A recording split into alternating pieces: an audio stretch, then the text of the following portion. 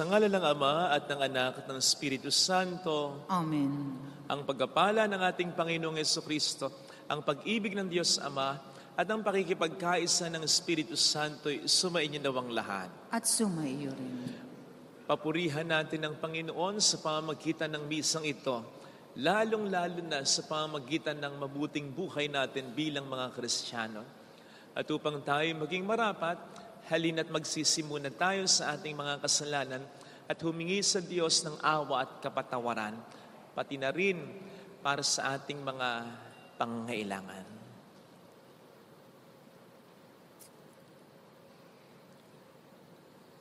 Tayo pong lahat, inaamin ko sa makapangyarihang Diyos at sa inyo mga kapatid, na lubha akong nagkasala sa isip, salita at sa gawa, at sa aking pagkukulang.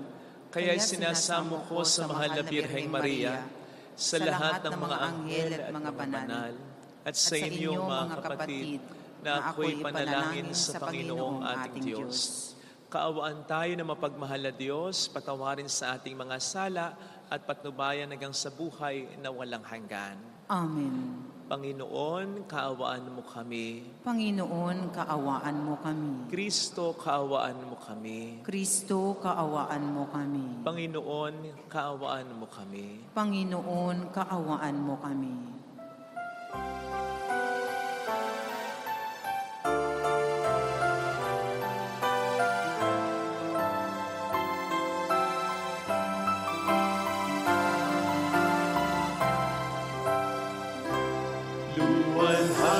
Sa Diyos sa inaasahan, kaloob sa lupa ay kapayapaan.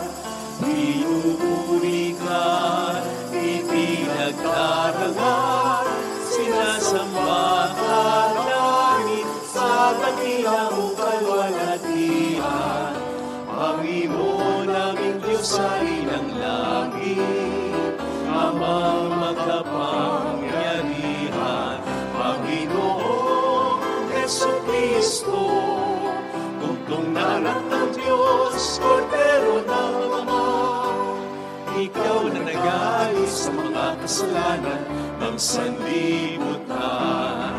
Tanggapin mo ang aming kahilingan, ikaw na naluluglo sa kanan ng Ama. Sa amin, ikaw lamang ang banal, Panginoon Jesucristo, kasama ng Espiritu, sa luwalhati ng Ama. Amen, Amen, Amen, Amen. Pakiyuko natin ang ating ulo, ibulong sa Panginoon ang ating intensyon. Sama ng intensyon ng mga nagpapamisa at ng mga tumutulong sa ating simbahan. Pagdasal din natin ang mga kababayan natin na nagkatrabaho sa ibang bansa para sa kanilang pamilya. Manalangin tayo. Ama naming makapangyarihan, ang langit at lupa ay iyong pinamamahalaan.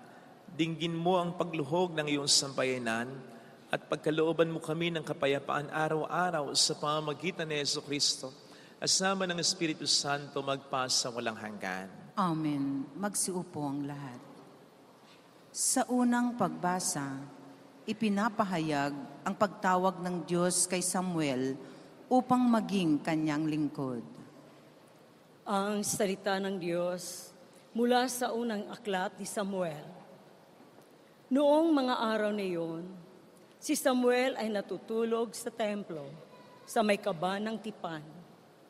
Nagmamadaling araw na siya ay tinawag ng Panginoon. Samuel, Samuel. Po, sagot niya. Patakbo siyang lumapit kay Eli at sinabi, "Bakit po?" Sinabi ni Eli, "Hindi kita tinatawag. Mahiga ka na uli." Nagbalik nga siya sa kanyang higaan. Tinawag siya uli ng Panginoon. Bumangon siya, lumapit kay Eli at tinanong, tinatawag po ba ninyo ako? Sinabi ni Eli, hindi kita tinatawag, anak. Mahiga ka na uli. Hindi pa nakilala ni Samuel ang Panginoon, sapagkat hindi pa siya kinakausap nito. Sa ikatlong beses na tawagin siya, lumapit ulit siya kay Eli at sinabi, narinig ko pong tinawag ninyo ako. Naisip ni Eli na ang Panginoon ang tumatawag kay Samuel. Kaya sinabi niya, sige, mahiga ka uli. Kapag narinig mo pang tinawag ka, ganito ang sabihin mo. Magsalita po kayo, Panginoon, nakikinig po ang inyong lingkod. At muling nahiga si Samuel. Ang Panginoon ay lumapit kay Samuel at tinawag ito. Sumagot si Samuel, magsalita po kayo, makikinig po ang inyong lingkod. Habang lumalaki si Samuel, patuloy siyang pinapatnubayan ng Panginoon at nagkakatotoo ang lahat ng sinabi niya. Ang salita ng Diyos. Salamat sa Diyos. Handa akong naririto upang sundin ang loob mo. Handa akong naririto upang sundin ang loob mo. Ako ay naghintay sa aking Panginoon at dininig niya ang aking pagtaghoy. Tinuruan niya ako pagkatapos ng bagong awiting pampuri sa Diyos. Handa akong naririto upang sundin ang loob mo. Ang mga panghandog, pati mga hain at ang mga hayop na handang sunugin, hindi mo na ibig sa dambana dalhin upang yaong salay iyong patawarin. Sa halip, ang iyong kaloob sa akin ay ang pandinig ko upang ikaw ay dinggin. Handa akong naririto upang sundin ang loob mo. Kaya ang tugon ko, ako'y naririto, nasa kautusan ang mga turo mo. Ang nais kong sundi iyong kalooban, aking itatago sa puso ang aral. Handa akong naririto upang sundin ang loob mo. Ang pagliligtas mo'y aking inihayag. Saan man magtipon ang iyong mga anak, di ako titigil ng pagpapahayag. Handa akong naririto upang sundin ang loob mo. Sa ikalawang pagbasa, ipinahahayag ni Apostol San Pablo na ang ating katawan ay templo ng Espiritu Santo. Ang salita ng Diyos mula sa unang sulat ni Apostol San Pablo sa mga taga-Korinto. Mga kapatid, ang katawan ay hindi para sa pakikiapid, kundi para sa Panginoon. At ang Panginoon naman ay sa katawan. Muling binuhay ng Diyos ang Panginoong Hesus, at tayo may muling bubuhayin sa pamamagitan ng kanyang kapangyarihan. Hindi ba ninyo alam na kayo'y mga bahagi ng katawan ni Kristo?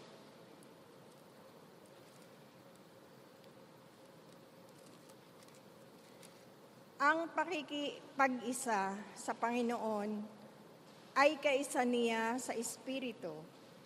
Huwag kayong makikiapid sa alinmang ibang kasalanan na ginagawa ng tao.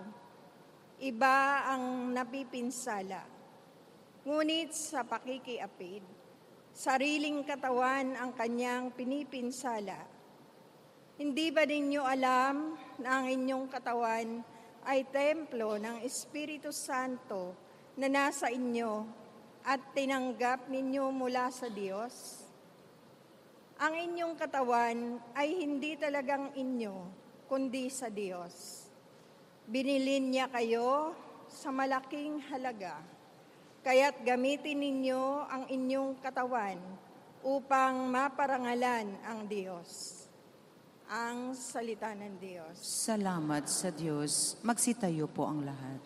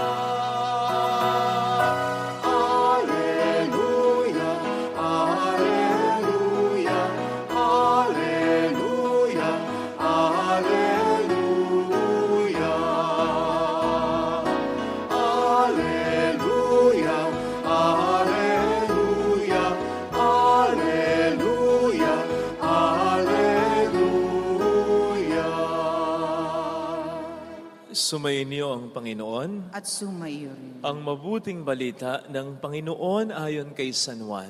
Papuri sa iyo, Panginoon. Noong panahong yon, nakatayo si Juan at ang dalawa sa kaniyang mga alagad. Nakita niya si Jesus na nagdaraan at kanyang sinabi, "Ito ang kordero ng Diyos." Narinig ng dalawang alagad ang sinabi niya at sumunod sila kay Jesus. Lumingon si Jesus at nang makitang sumusunod sila ay kanyang tinanong, "Ano ang hinahanap ninyo?" Sumagot sila, "Saan po kayo nakatira, Rabay?" Ang kahulugan ng salitang ito'y guro. "Halika kayo at tingnan ninyo," ani Jesus. Sumama sila at nakita nila ang kanyang tinitirhan at tumuloy sila roon ng araw na iyon. Nooy mag-iika-4 na ng hapon. Ang isa sa dalawang nakarinig kay Juan at sumunod kay Jesus ay si Andres na kapatid ni Simon Pedro. Una niyang hinanap ang kapatid niyang ito at kanyang sinabi sa kaniya, "Natagpuan namin ang Mesiyas." Ang kahulugan nito'y Kristo. At siya'y sinama ni Andres kay Jesus. Tiningnan ni Jesus si Simon at sinabi sa kaniya, "Ikaw si Simon na anak ni Juan, ang ipapangalan sa iyo'y Cephas." Ang katumbas ng pangalang ito'y Pedro. Mga kapatid, ang mabuting balita ng Panginoon. Pinupuri ka namin, Panginoong Hesukristo.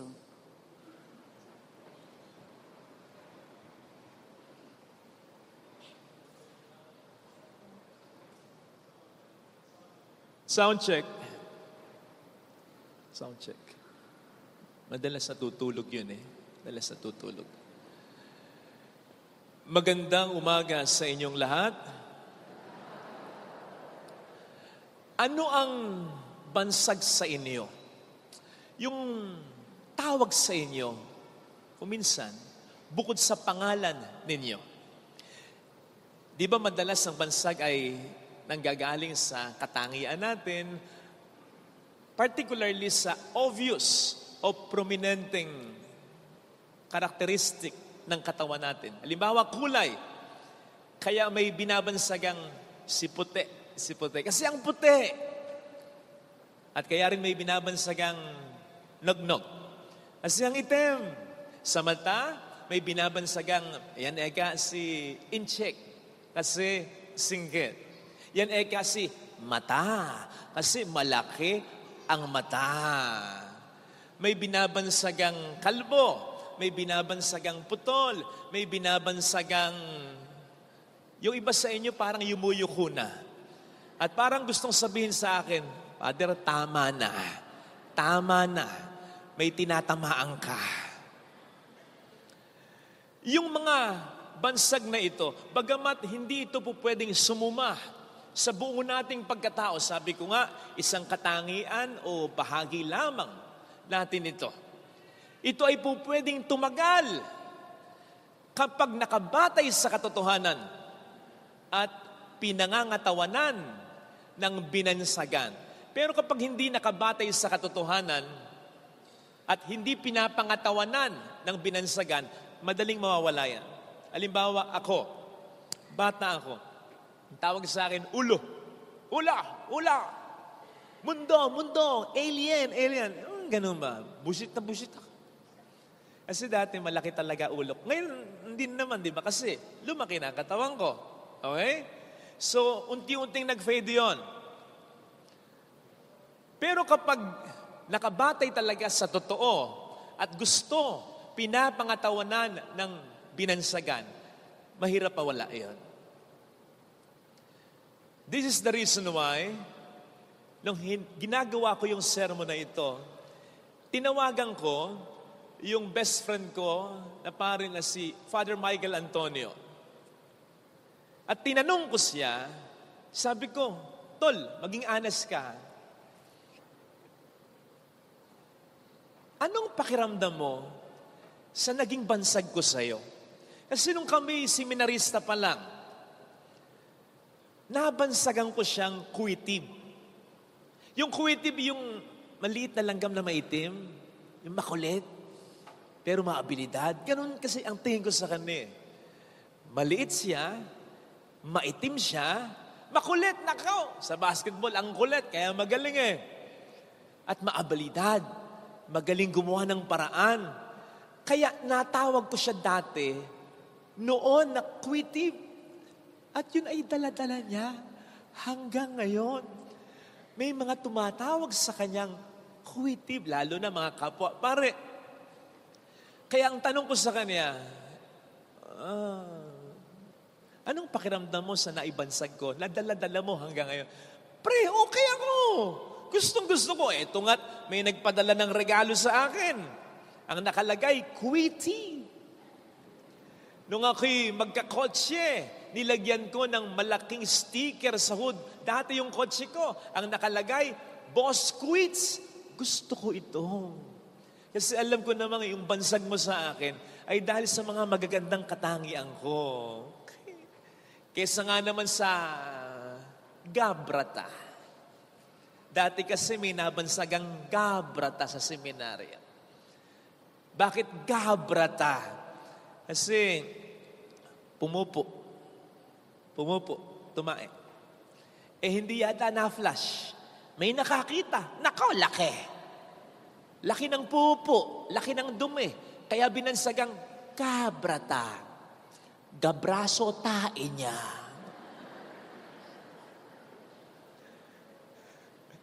Narinig po natin sa ating binasang ebanghelyo ang tatlong katawagan bansag kay Kristo noon, pero hanggang ngayon. Tinatawag siyang guro sapagkat siya'y tagapagturo. Makapangyarihan ang kanyang salita mula noon hanggang ngayon. Kaya mula noon hanggang ngayon, siya ay ating guro. Binansagan din siya o tinawag din siyang kordero ng Diyos. Pag sinabing kordero ng Diyos, ito yung parang tupa na sinasakripisyo sa Diyos para sa kapatawaran ng tao. Di ba hanggang ngayon, binabansagan natin at tinatawag nating kordero ng Diyos si Jesus bago tayo mangumunyon, kordero ng Diyos na nag-aalis sa mga kasalanan ng sanlibutan. Maawa ka sa amin. Binansagan siya dati bilang Mesiyas at hanggang ngayon, para sa atin, siya ay Mesiyas. Dahil siya lang at wala nang magiging iba tayong tagapagligtas.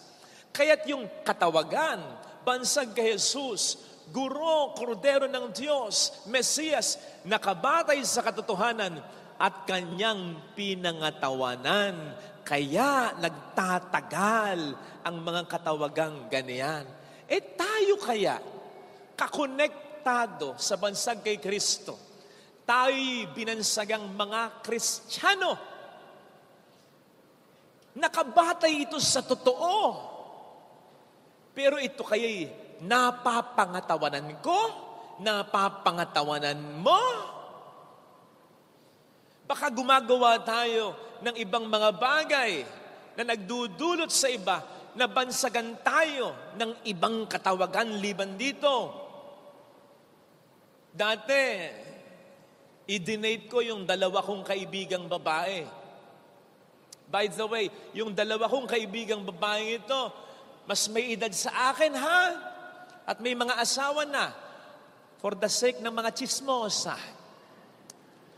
So nauna kami nung isa kong kaibigang babae dun sa meeting place naming 3. Dumating yung isa, nakasimangan. Sabi ko, sino naghatid sa'yo? Sabi niya, si Taksil. Natuklasan niya nagtataksil ang kanyang asawa. Kaya tinawag niyang si Taksil. Sumagot naman yung isa. Ako nga natawag ko ng Judas ang asawa ko. Judas na yun. Niloko ko. Sabi ko sa kanilang 2, pari ba kayo? Bakit? Sabi nila, nang babansag kayo ng bagong pangalan ng tao Well, brothers and sisters, nung tayo'y bininyagan, bukod sa ating pangalan, tayo'y binansagan ng pangkalahatang bansag o katawagan na mas mahalaga, palagay ko, kaysa sa ating pangalan. At ito ay dapat nating pangatawanan. Tayo'y mga Kristiyano. Yes, tao ang nag-coin nito. Pero, God in all His wisdom, sa palagay ko, sa Kanya rin ang galing ang katawagang ito. Tayo Kristiyan, sapagkat yan ang ipinapakita sa ating ikalawang pagbasa. Ang pagiging Kristiyano ay yung pagiging tinubos ni Kristo. Ang pagiging Kristiyano ay yung taong pinananahanan ni Kristo. Kaya nga, kung ikukonekta naman sa ating unang pagbasa, sa kaso ni Samuel, ang pagiging Kristiyano ay divine calling. Tawag sa atin ng Diyos. Kasi gusto ng Diyos, alang-alang sa Kaniyang anak na si Jesus, tayo ay mabuhay at mamatay bilang mga Kristiyano. Yung habang tayo nabubuhay, kitang-kita na. Obvious na tayo Kristiyano. Hindi dahil sa tayo nag-aantanda ng krus. Hindi dahil sa tayo may suot-suot na pendant na krus. Hindi dahil sa tayo nagdarasal ng rosaryo. Kundi dahil tayo'y nagpapakabuting tao. Yung kapag tayo'y namatay, ay mababanaagan pa rin ng ating Panginoong Yesus. Yung parang sinuot nating puting-puti na damit nung tayo'y binyagan. Sapagkat wala tayong mga mantsa ng kasalanan at mababanaagan pa rin niya sa atin yung gilagay sa ating krisma o banal na langis, krus sa ating bumbunan. Hindi yung tatanungin pa tayo, either directly or indirectly. Pag-iisipan pa tayo, Kristiyano ka? Tapos magtataka pa, totoo? Kristiyano kang talaga? Kapatid, pag sinabing Kristiyano, dapat mabuting tao. Hindi ko alam kung aware kayo doon. Baka madalas ang iniisip nyo, dapat si Father Fidel mabuting tao. Dapat si Sister mabuting tao. Totoo. Pero hindi dahil pari ako at hindi dahil madre ang madre, kundi dahil Kristiyano ako, kaya obligado akong magpakabuting tao. Ikaw rin, engineer. Ikaw rin, pulis. Ikaw, kargador. Ikaw, driver. Ikaw, sino ka pa man. Ano pa man ang estado mo sa buhay. Isang bagay yung sinisigurado ko sa iyo. Pagharap natin kay Kristo, dito tayo uhusgahan. Naging mabuting tao pa tayo. Kaya dapat nating pinapangatawanan ang ating pagiging Kristiyano. Ang problema sa atin parang ganito. Natatandaan ko dati mayroong nangumpisal. Ang kasalanan niya ay nanood ng porn at masturbation. Tapos sabi niya sa kumpisal, guilty nga ako, Father. Kasi sa kwarto ko may nakalagay na image ni Jesus at ni Mama Mary. Kaya nilabas ko po ng kwarto ko. Sabi ko sa kanya, sa palagay mo, sa ginawa mo, bumaba kahit konti yung kasalanan mo? Hindi po. Bakit? Kasi alam kong nakikita pa rin nila yung ginawa ko. Tama! But then I followed it up with this statement. Sa palagay mo, paano ka nakita, lalong-lalo na ni Jesus? Ganito kasi, Brad. Bago ka manood ng porn, bago yung masturbation, tandaan mo, Jesus was not like beside you, in front of you, behind you, above you, speaking to you, and asking you, are you sure you want to do this? Sigurado ka gusto mong gawin ito? It wasn't that way. It was more this way. Jesus was inside you, asking you, are you sure you want us to do this? To the extent of Jesus asking you, are you sure you want me to do this? Because Jesus, being a Christian, means Jesus is not outside. Hindi yung, Lord, pikit ka muna. Huwag mo nang tingnan ito. Hindi. Jesus is inside you, looking through you. Kaya yung pagkakasala mas matindi. Ano mang pagkakasala? Ang binababoy natin sa pagkakasala Ang pilit nating dinudumihan kahit hindi, pwede. Pero parang ganun ang ginagawa natin. Hindi lang ang ating sarili, kundi si Jesus. Diyahe, nakakahiya, scary, talaga. Kung hindi natin pinapangatawanan si Kristo. Kaya nga dapat pangatawanan sapagkat kung ang pagiging Kristiyano ay nakabatay sa katotohanan at kung ang pagiging Kristiyano ay dapat nating pangatawanan, ang ibig sabihin niyan, si Kristo ay nasa sa ating kalooban. Hirap sa atin. Pag may problema, Lord, tulungan mo ako. Lord, tulungan mo ako. Pero kapag tayo nagkakasala, wala lang sa atin yung realization na dapat, nandito si Kristo eh.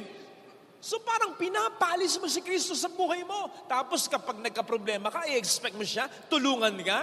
Hindi ba't mas maganda yung umiiwas ka sa pagkakasala para pag nagkaroon ng problema, hindi mo na kinakailangan sabihin, Lord, tulungan mo ako. Kasi alam mo, si Kristo na sa'yo. At sasabihin mo, kayang-kaya ko ito dahil nasa sa akin si Kristo. Kaya dahil lang, hassle lang, kapag ang pagiging Kristiyano ay hindi natin pinapangatawanan. Pero kapag pinapangatawanan natin, magiging maayos ang buhay natin.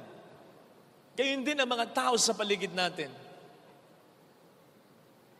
Sabi ng iba, swerte raw, blessing daw, ang may pari sa pamilya. Kaya yung ibang mga magulang, ini-encourage yung iba, napipilit pa, ang kanilang anak na lalaking magpare. Kasi swerte, blessing daw. Hindi ako sigurado dyan, ha? Pero isang bagay yung sigurado ko, mas swerte sa pamilya, mas blessing sa pamilya kapag may mabuting tao. Kapag may mabuting asawa, kapag sa pamilya may mabuting ina, may mabuting ama, may mabuting anak, may mabuting kapatid, may mabuting magulang, may mabuting tao, sapagkat kung sa pamilya ay mayroong mabuting tao, buhay na buhay si Kristong nagtuturo ng kanyang pagmamahal sa pamilyang ito, nagpaparamdam ng kanyang pagmamahal sa pamilyang ito, buhay na buhay si Kristong nagsasakripisyo para sa pamilyang ito, buhay na buhay si Kristo na nagliligtas sa pamilyang ito. Kaya ang totoong swerte, totoong blessed, ay kapag ang pamilya ay mayroong mabuting tao. Ang sabi sa Proverbs 12:4, gagawin nating Tagalog, ha? Kaligayahan, karangalan ng asawa, ang may bahay na mabait, ang mabuting asawa. Pero kabulukan sa buto niya. Simply put, cancer sa buto niya ang nakakahiya o masamang asawa. Pwede mong palitan yan. Karangalan, kaligayahan sa pamilya, ang mayroong isang mabuting magulang, mabuting anak, mabuting kapatid, pero kabulukan sa buto niya, cancer sa bone niya, stage 5 na, ang nakakahiya ang masamang anak, kapatid, magulang. Alam niya ba na ang cancer sa buto, isa sa pinakamasakit na cancer? Lalong-lalo na kapag medyo malala na. And what makes this even more painful? Umaatake pala daw ito kung kailang mamamahinga ka, kung kailang gabi, matutulog ka, nakahiga ka, hindi ka papahingahin, hindi ka patutulogin. May scientific at medical explanation dyan. Hindi tayo pag-uusapan.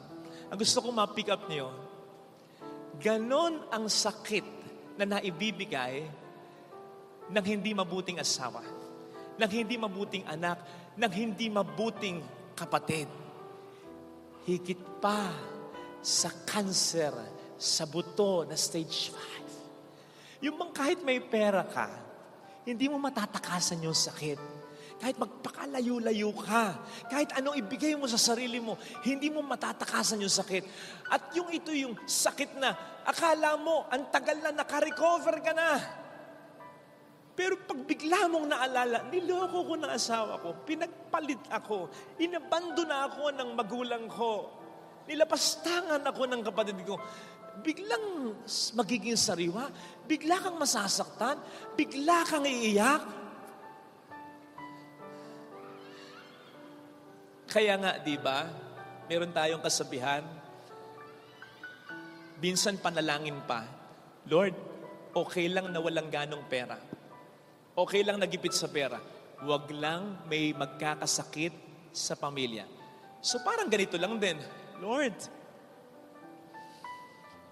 okay lang na walang pera. Okay lang nagipit sa pera. Huwag lang magkaroon ng asawa. Huwag lang magkaroon, wag lang may anak, wag lang may kapatid na magbibigay sa akin ng problema na higit pa sa cancer of the bone ang dala. Yung pakiusap ng magulang sa magiging kanyang manugang, wag mong sasaktan ng anak ko. Yung pakiusap ng asawa sa kanyang asawa, wag mo akong sasaktan, wag mo akong lolokohin. Yung pakiusap o utos ng magulang sa anak, irespeto mo ako. Ang ibig sabihin nun, wag mo akong bibigyan ng sakit na cancer sa bone ng stage 5. Yun ang ibig sabihin nun. Kasi matinding sakit yun. Sana, yun ang ating ipagdasal sa ating banal na misa. Yung pagiging buting tao kasi, unang-una dapat ipinapakita sa ating pamilya. Para saan pa sasabihin ng Panginoon, mga asawa, pasakop kayo sa inyong asawa. Mga asawa, mahalin ninyo ang inyong asawa. Mga anak, igalang ang inyong mga magulang. Mga magulang, maging mahinahon sa pagtatama ng inyong mga anak. Bear with one another. Para saan pa sasabihin ng Panginoon yan? Kung hindi para sa Kanya, na yung pagpapakabuting tao natin, dapat una nating iparamdam sa ating pamilya. Kapatid, ang pagiging mabuting Kristiyano ay pagiging mabuting ama muna, ina muna, pagiging mabuting asawa, kapatid, anak muna. Ito sanang hilingin nating biyaya sa banal na misa. Ilagay natin ang ating kanang kamay sa tapat ng ating puso.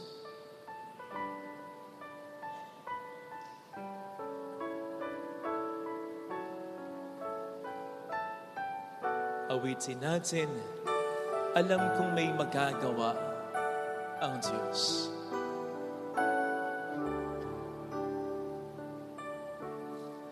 Alam kong may magagawa makapangyarihan siya.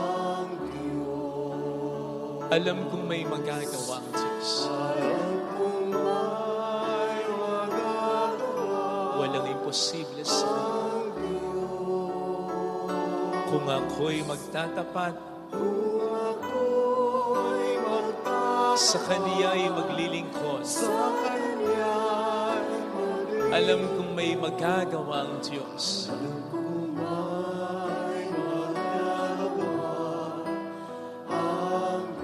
Alam kong diringgin ng Diyos ang samuko, sapagkat mahal niya ako.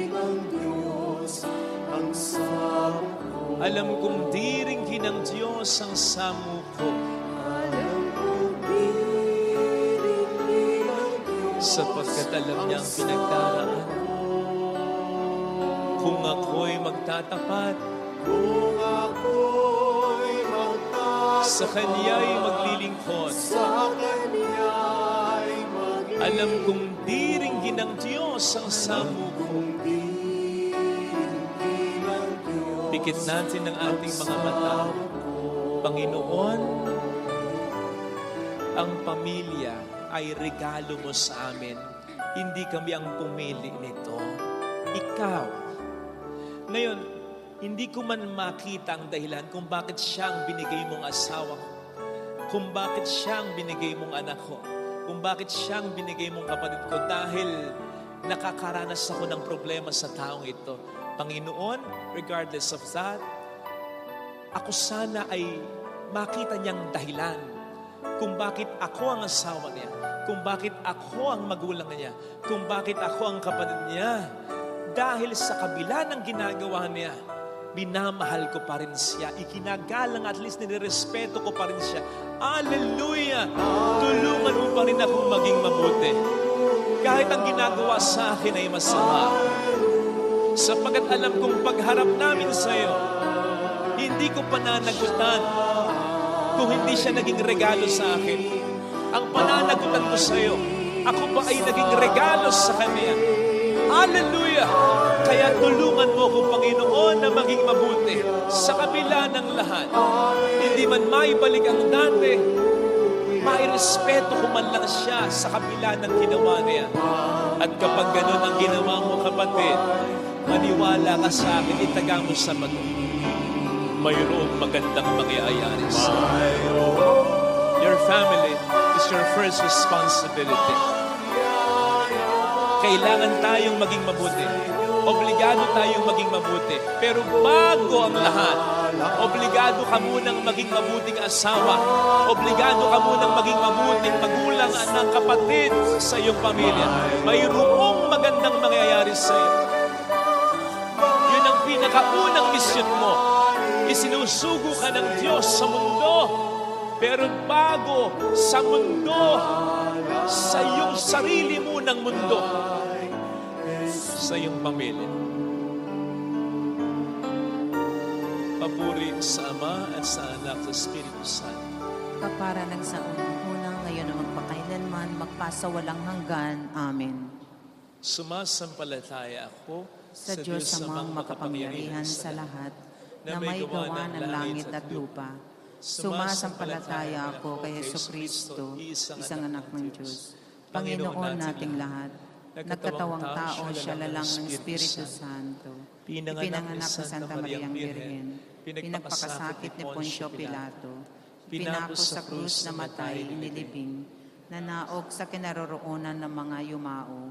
Nang may 3 araw na buhay na maguli, umakyat sa langit, naluluklok sa kanan ng Diyos amang makapangyarihan sa lahat.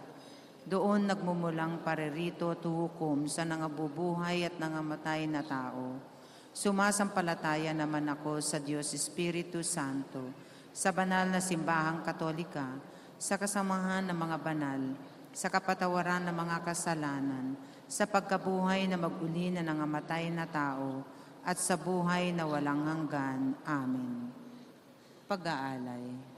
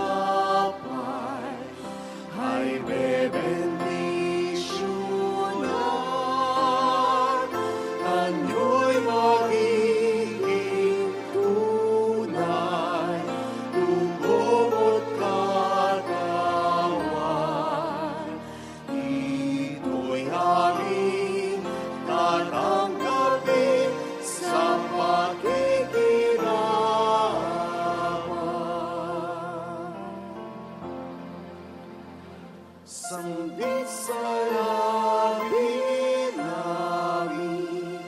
ang ngalan mo po ay dinggin. Alam masasalamat ng pusong kapal, iling sa'yong masin.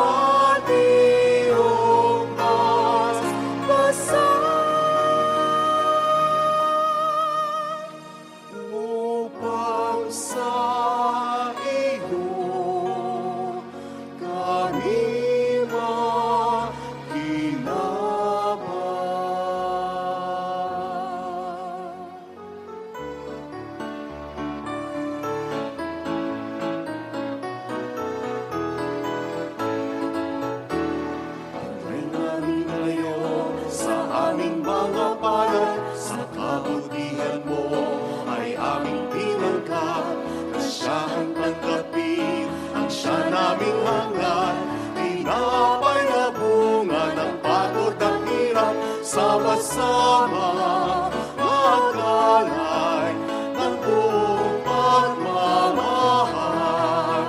Sama-sama magalay ng buong pagmamahal. Alay-alay namin sa iyo, Amang Liang, ang alat na mula sa mataas ng ubas, na sa kalinga mo'y aming tinanggap. Kaya ngayon'y muling handog sa iyong hapang, sama-sama magalay ng buong pagmamahal. Sama-sama magalay ng buong pagmamahal.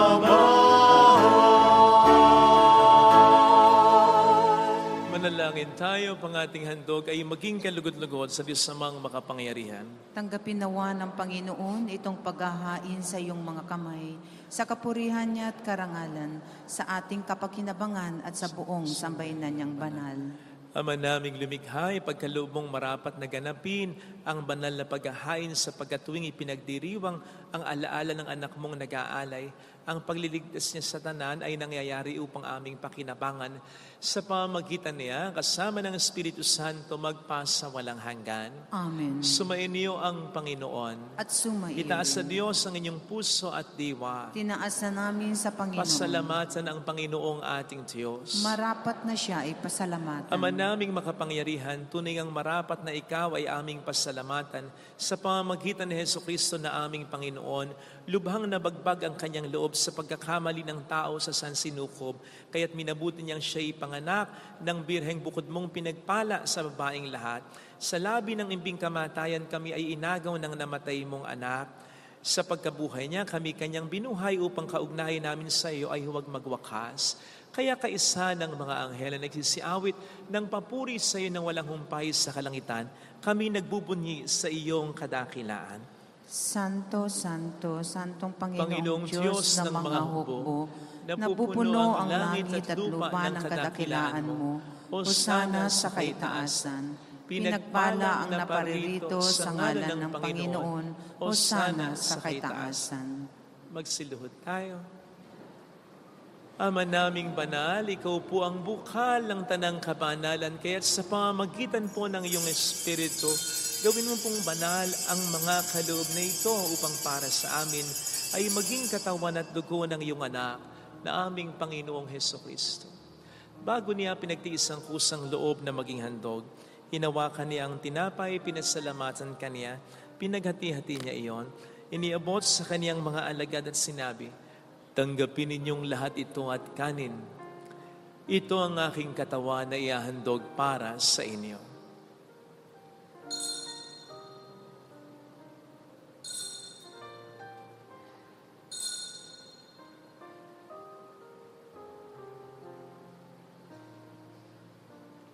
Kaya hindi naman nang matapos ang hapunan, hinawakan niya ang kalis, muli kaniyang pinasalamatan. Iniabot niya ang kalis sa kaniyang mga alagad at sinabi, tanggapin ninyong lahat ito at inumin. Ito ang kalis ng aking dugo ng bago at walang hanggang tipan. Ang aking dugo na ibubuhos para sa inyo at para sa lahat, sa ikapagkapatawad ng mga kasalanan.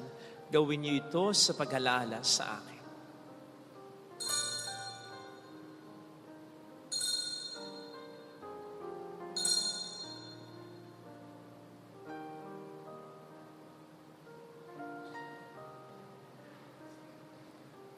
Ipagbunyi natin ang misteryo ng ating pananampalataya. Si Kristo'y namatay, si Kristo'y nabuhay, si Kristo'y babalik sa wakas ng panahon. Ang mga ginagawa namin ngayon ang pag-alaala sa pagkamatay at muling pagkabuhay ng iyong anak, kaya iniaalay namin sa iyo ang tinapay ng buhay at ang kalis ng kaligtasan. Kami nagpapasalamat dahil kami iyong minarapat na tumayo sa harap mo para maglingkod sa iyo. Isinasamo namin kami na magsasalo sa katawan at dugo ni Kristo, lalo na mga pamilyang narito, ay mas mabuklod sana sa pagkakaisa sa pamamagitan ng Espiritu Santo. Ama, lingapin mo ang iyong simbahang laganap sa buong daigdig. Puspusin mo po kami sa pag-ibig. Kaisa ni Francisco na aming Papa, ni Dennis na aming Obispo at ng Tanang Kaparian, Alalahanin mo ang mga kapatid naming nahimlay nang may pag-asang sila'y muling mabubuhay, lalo ng aming mga ipagdarasal. Saglit tayong yumuko at ipagdasal ang ating mga minamahal na yumao. Kasama po sina Joyce, Michaela Arsenio, Sergio, Emer, Enrique, Celito, Gorio, Gautiosa, Percy, Paulina, Paulino, Inday, Irene, gayon din ang lahat ng mga pumanaw. Awan mo sila at patuloyin sa iyong kaliwanagan. Kawan mo at paging tapatin kaming lahat na makasalo sa iyong buhay na walang wakas. Kaisa ang mahal na Birhen ng Lazaret, ang ina ng Diyos, San Jose ang kabiyak ng kanyang puso, lahat ng mga banal na namuhay dito sa daigdig ng kalugod-lugod sa iyo, maipagtiwang nawa namin ang pagupuri sa ikararangal mo sa pamamagitan ng iyong anak na aming Panginoong Hesukristo. Sa pamamagitan ni Kristo, kasama niya at sa Kanya, ang lahat ng parangal, papuri ay sa iyo, Diyos amang makapangyarihan, kasamang Espiritu Santo, magpasa walang hanggan. Amen. Bilang isang pamilya, tumawag tayo sa ating Ama.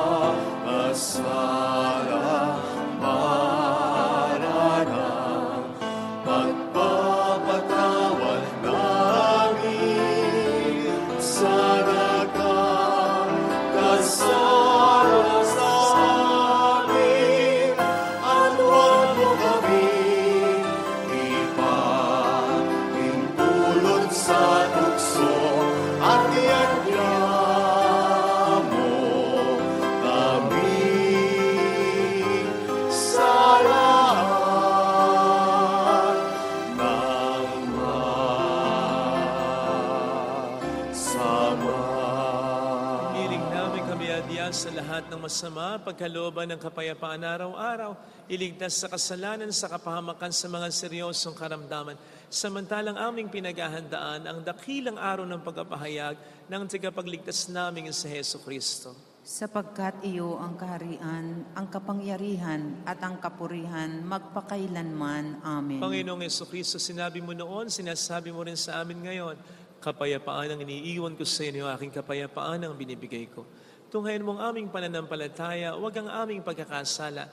Pagkalooban mo po kami ng kapayapaan at pagkakaisa-ayon sa iyong kalooban, kasama ang Espiritu Santo magpasa walang hanggan. Amen. Ang kapayapaan ng Panginoon ay sumainyo nawang lahat. At sumayo rin. Magbigayan tayo ng kapayapaan sa isa't isa. Peace be with you. Kapayapaan po.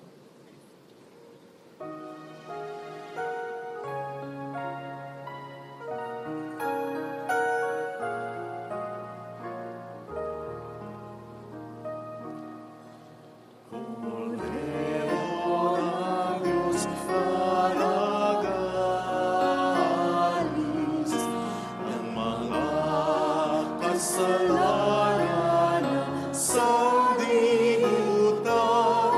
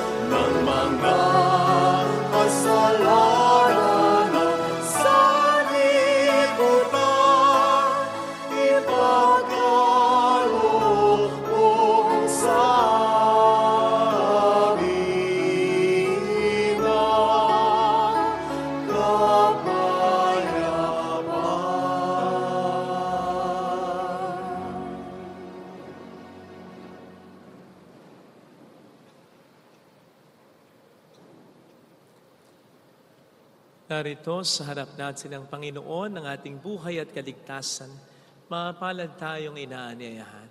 Panginoon, hindi ako karapat-dapat na magpatuloy sa iyo, ngunit sa isang salita mo lamang ay gagaling na ako.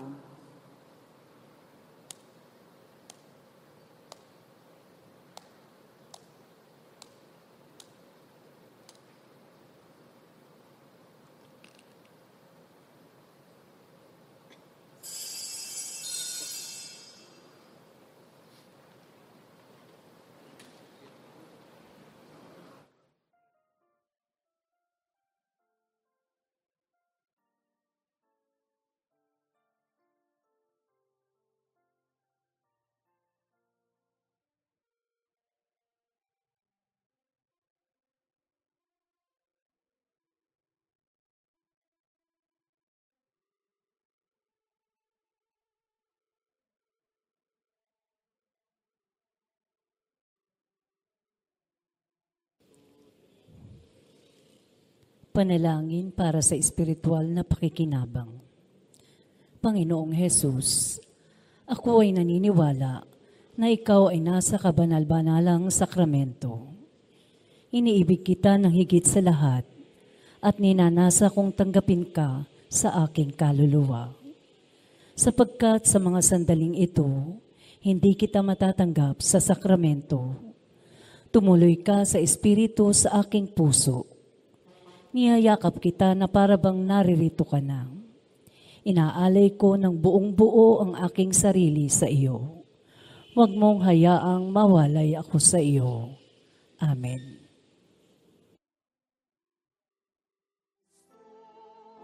Mabuhay man o mamatay, pagkat niyakap niya ang sangkang tauhan, kamatay ay nagiging buhay, kung sa Kanya tayo nakasalanan. Kristi Sumus, tayo'y kay Kristo.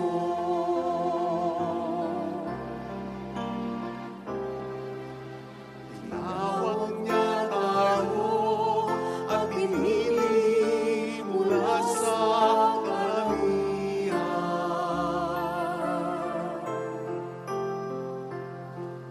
upang pag-isahin ang tawa niya.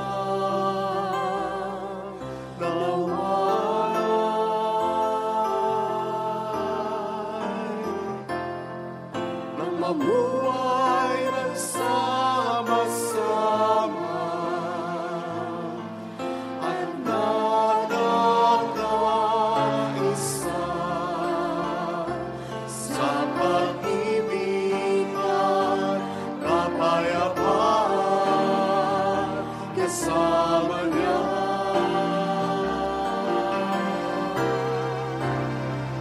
Tayo'y kay Kristo, mabuhay man o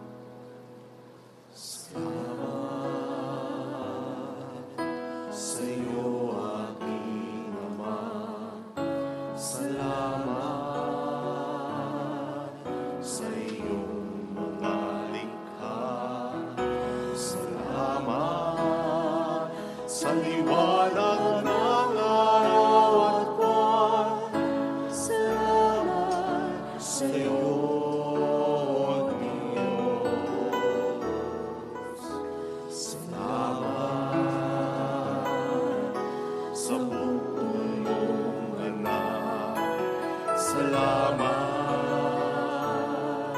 sa iyong pagliligtas. Salamat sa buhay na walang hanggan. Salamat, salamat sa iyo. Walang hanggan pasasalamat. Sa iyo'y aming sasabitin. Maging sa sandali ng aming buhay, pasasalamat sa iyo'y walang hanggan.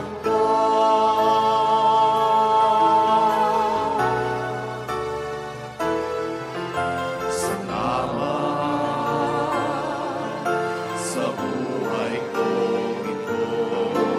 Salamat at ako'y iyong binago. Salamat sa walang hanggang pag-ibig mo. Salamat, salamat sa iyo. Walang hanggang pasasalamat. Sa iyo'y aming sasabitin. Maging sa huling sandali ng aming buhay, pasasalamat sa iyo'y, pasasalamat sa iyo'y, pasasalamat sa iyo'y walang hanggan.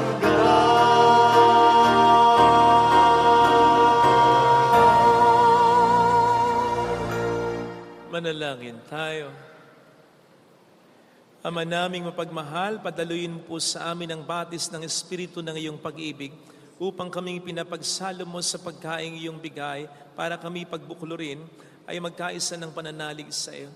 Sa pamamagitan ni Jesucristo, kasama ang Espiritu Santo magpasa walang hanggan. Amen. Holy God, Holy Mighty One, Holy Immortal One. Have mercy on us and on the whole world. Holy God, Holy Mighty One, Holy Immortal One. Have mercy on us and on the whole world. Holy God, Holy Mighty One, Holy Immortal One. Have mercy on us and on the whole world. Jesus, King of Mercy, We trust in you. alalahanin, Alalahanin, O mahal na Birhen ng Lasalet, ina ng pag-asa, ikaw nagpaalala sa aming magbalik loob sa Ama.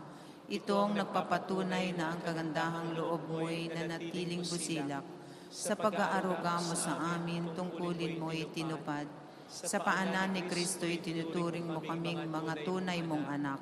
Kaya ninais mong ni isa'y huwag mapahamak. Maging sa iyong walang tigil na pananalangin, pati luhay pumatak. Huwag namang mawalan ng saysay ang iyong paghihirap. Hiling nawa namin sa iyo, o aming inang liyag, na matapos ang pakikibaka namin sa mundong ito at sa pananatili naming tapat kay Kristo, sa kapurihan mo'y makibahagi kaming ganap, upang kung nasaan ka ngayon ay maparoon din kaming lahat, at ang kaganapan ng kaluwalhatian ng Diyos Amay tuluyang matupad. Siya nawa. mahal na Birhen ng Lasalet, tagapagkasundo ng mga makasalanan. Ipanalangin mong walang patid kaming mga dumudulog sa iyo. Maraming salamat po sa inyong pakikiisa at sa lagi niyong pagtulong sa pagsuporta sa ating souvenir shop, sa ating alkansya, sa Three Nails and a Crown, at sa pag-share ng ating mga live masses at yung ating mga reflections. Lahat po ng ito ang pinagkukunan natin ng pang-maintenance at patuloy na pagpapagawa dito sa ating simbahan. As you can see, yung mga bakod po natin, pinapagawa natin yung gates, and then by February sana, makumpleto na po natin ang stasyon, pati yung mga apostles sa labas. Marami pong salamat sa inyo. Sumainyo ang Panginoon At sumaiyo rin. pagpalain kayo kasama ang ating pamilya na mapagmahal na Diyos, ng Ama at ng Anak at ng Espiritu Santo. Amen. Humayo tayo sa kapayapaan ni Kristo. Salamat sa Diyos.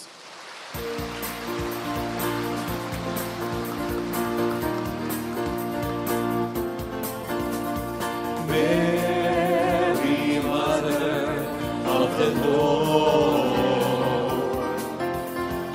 Hear the prayer we sing to you. Let your tears slip in our minds and hearts as once they fell at Nazareth. Tell your people how to live again. Tell your people how to sing again. Tell your people how to dance again. Tell your people how to pray again. Mary, Mother of the Lord, hear the prayer we sing to you. Let your tears sit in our minds and hearts as once they fell at Nazareth. Send your people to a mission land. Send your people to a desperate land. Send your people to refresh the land. Send your people with a word in hand. Mary, Mother of the Lord, hear the prayer we sing to you. Let your tears slip in our minds and hearts as once they fell at Nazareth. Salamat po. Thank you. Thank you po. Thank you po. Wag po tayong bibili na